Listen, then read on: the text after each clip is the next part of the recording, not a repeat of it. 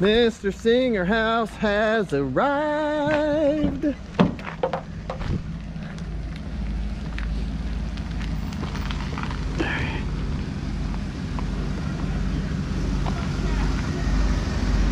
What's up? Hey! Mustache go! It's gone. Jessica hated it. You know, I always do. It takes time. You just gotta fight for that right. I'm just gonna grow it all back. Okay, so I'm going to pull the bus, or not the bus, the truck back there, and you can pull your bus up in this way. So try and get it over this way further, so I can get by with the truck. Build seats like right over here. Yeah, it's broken. I know. Broken. So I want to figure out if I need can to take it all the way off. Probably take it all the way off, weld it in there, do something. We need to basically just glue it. I think. Yeah, and then we got this little flip right here. Oh yeah, it's just like my motorhome. Yeah, it's just like your motorhome, exactly. And it'll fit 3 batteries. Oh wow. Crossed. And that pulls out like that? Yeah. It's a beaut. Clark. Half of the job's already done. Right.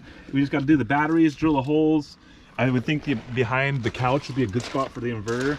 Did you see this cool shelf me and Al built? Oh yeah, it's getting better. We filled all the little holes up. Are you gonna put might paint? I don't know what I'm gonna do. Yes, it's gonna have doors. Yeah. I have the hardware at home. Yeah, so I have these nice, you know, this so when looks the door great. gets past a certain point, it wants to close. Yep. The And then I special have the kind of heavy hardware. magnets just because it's right above the driver area. Yep.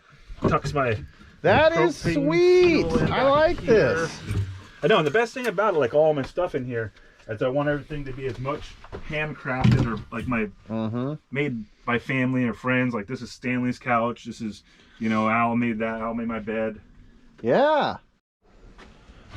All right, so Chris is here because, well, he's here to hang out, but he's also here because we're going to install this big, giant inverter into his bus. We also have 4 of these big batteries that we're hopefully going to install as well.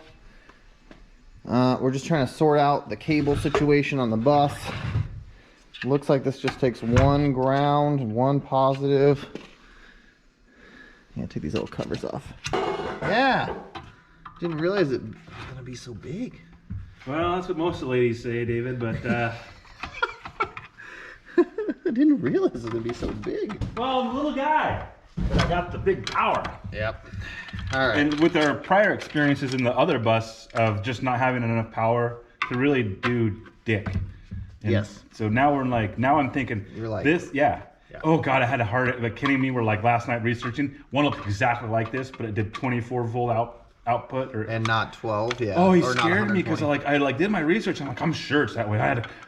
He's panicking, I'm panicking. I'm like, wait, let's go on my order history in Amazon and see what I just bought. So we went back on my history. Oh God, thank God. it was at the time where I'm like, you know, I didn't feel a lot of confidence in myself because I'd lost the cables. I've lost a lot of things for it. Well, you don't have instructions, right?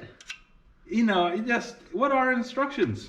I don't know. I don't know what this is. Let's take a look. It looks like a separate little ground cable. Doesn't that look like a ground sign? So I might need to go on the instructions online and see what that is. Otherwise, positive, negative. That's you know what? And from what I got from the thing is high voltage components located behind this panel.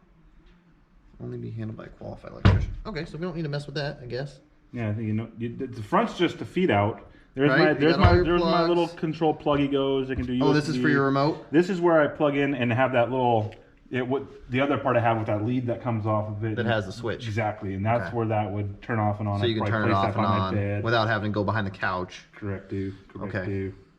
Because look, we had that 1 hot cable, that 1 red cable, and we got 1 ground cable coming up through there, and that's all we need. I think. Yep, there's the ground cable. There's the hot cable. So those are right now, those are coming from the battery that's hooked up. All right, so we already got some battery leads down here. This one runs up in there and this one runs up in there for the ground. So we're gonna go ahead and disconnect those from that battery. Okay. Yeah, so they just kind of fit like that? Exactly. Okay. Yeah, just let's line them up down the line. That should give you back your normal power. See what we got. Watch your hand, Yep. Okay. We're on. Okay, so that gives you back that power. Now we know that these 2 wires go into the inverter. Or, yeah, they're gonna go to the inverter. I don't know if this one is going to be long enough though. This one right here. I mean, it might be okay. We'll see. Can we pull it down through there? Yeah, I think I pulled it up through. I don't know how much is sticking up in there now because I think I pulled on it a little bit. Oh, there we go. Oh yeah, there's only about 6 inches up here. You got about that much sticking up. Okay. Is that going to be enough? Probably because it's on the back. Yeah, because the inverter, we'll put it right there, right? Alright, so we got the inverter in here. This is our location. We already have a couple cables coming up through the floor. I mean, this job is already halfway done for us, kind of. So, it was already kind of set up for this because what was it, like some sort of I believe they were trying to make this into an RV before. Oh, you think so? I think it was like a fancy tour bus or something. Let's be honest, it was a tweaker bus. Well, in its initial life, when it first started out, I think it was like a fancy, a tour bus, right? When it, yes, it was a city bus.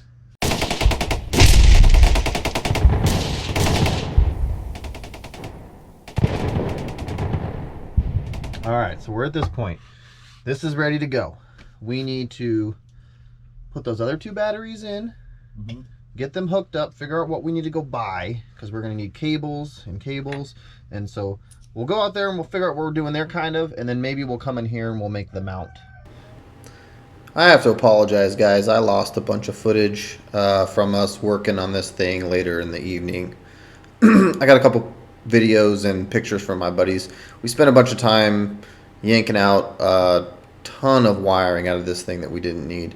And then Kenny also came in and told us that we were mounting it the wrong way behind the couch. So we switched that around.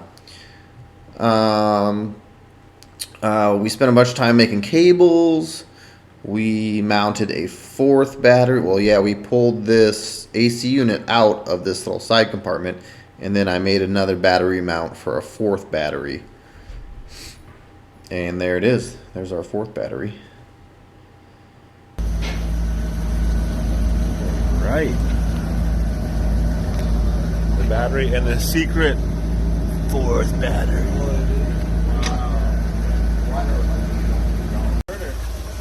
No, hold on. We got 13.9. 13.9 and Oh, you're turning your heater on? Runs the heater. You don't hear it buzzing? Feel this heat, David. Feel the heat coming off that bad boy. Oh yeah. And the inverter's not making weird noises then? No, and it's at 660 for its draw. 660. That's a big draw. Oh wow. 13.1 on their charge. Is that half? Okay. Yeah. Okay, so this is the handle that we got set up. I gotta weld it in there. And then we're gonna weld these washers onto the outside here and then hook a ratchet strap so we got a good tie down. And that's all good. That's all good. Okay, so we'll do that. So we ended up getting all the cables made the night before and actually getting everything hooked up. So all that was left was basically kind of finalizing things, and one of those things was putting this handle on there so that it would retain the batteries when the tray is closed, and so that you have something to pull on because the tray is really heavy with those 3 monster batteries in there. We also needed to add those washers to the side so that we had a way to tie the batteries down. Alright, so that project's done. We've got a pull handle slash security device, because once this drawer is closed and locked, you won't be able to get the batteries out of there because you have to be able to slide the drawer out. And then we also got the little tie down situation handled. So everything's secure, everything's hooked up.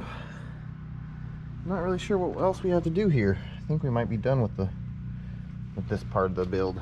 All right, we're done with the battery build, right? Yeah. Yep, we just gotta top that to make sure that